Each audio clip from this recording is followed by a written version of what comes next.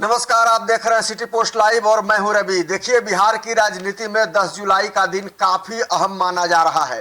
राष्ट्रीय जनतांत्रिक गठबंधन यानी कि एनडीए सरकार बनने के बाद पहली बार गठबंधन के सभी 5 सहयोगी दलों के जिलाध्यक्षों की एक संयुक्त बैठक पटना में आयोजित की जा रही है। इस महत्वपूर्ण बैठक की अध्यक्षता मुख्यमंत्री सम्राट चौधरी करेंगे। बैठक पटना स्थित लोक सेवक आवास परिसर में होगी, जिसमें पूर्व मुख्यमंत्री नीतीश कुमार, राज्य सरकार के सभी मंत्री और एनडीए के घटक दलों के सभी वरिष्ठ नेता मौजूद रहेंगे। यह बैठक सरकार और संगठन के बीच बेहतर समन्वय स्थापित करने की दिशा में एक बड़ा कदम माना जा रहा है। इसमें भारतीय जनता पार्टी, जनता दल यूनाइटेड, लोक जनशक्ति पार्टी रामविलास, हिंदुस्तानी आवाम मोर्चा यानी कि हम और राष्ट्रीय लोक मोर्चा यानी कि आरएलएम जो उपेंद्र कुशवाहा के पार्टी है, इन सभी पार्टियों के सभी जिलाध्यक्ष बैठक में मौजूद रहेंगे।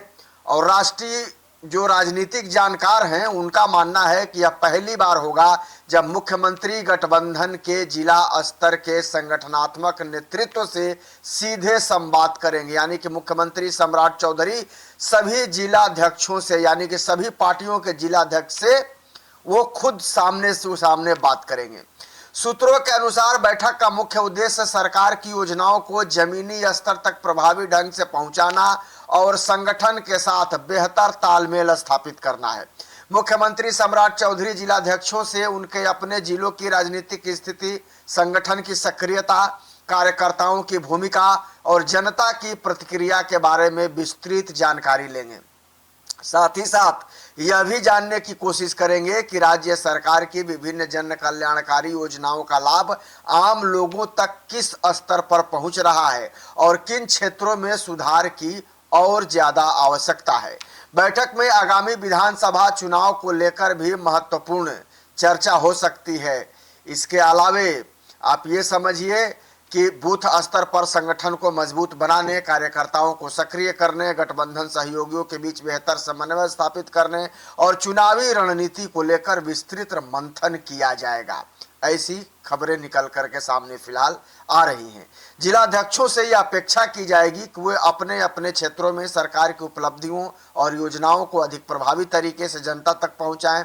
इसके अलावा जिलाध्यक्ष अपने अपने जिलों की प्रमुख समस्याओं, विकास कार्यों की स्थिति, जन शिकायतों और स्थानीय मुद्दों को भी मुख्यमंत्री को अवगत कराएं, ताकि सरकार को पता चल सके कि आखिर जिले में हो क्या रहा है।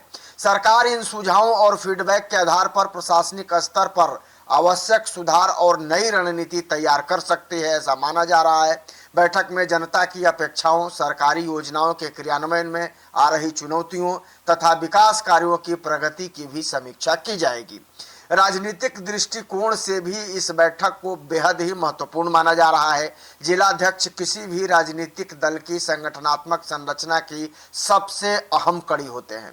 ऐसे में मुख्यमंत्री का सीधे उनसे संवाद करना यह संकेत देता है कि एनडीए सरकार और संगठन के बीच बेहतर समन्वय स्थापित कर आगामी चुनाव के लिए मजबूत रणनीति तैयार करना चाहती है।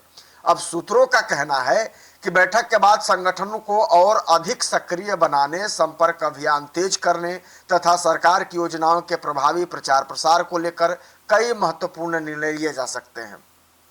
साथ ही साथ गठबंधन के सभी सहयोगी दलों के बीच बेहतर तालमेल और साझा रणनीति पर भी सहमति बनने की संभावना है।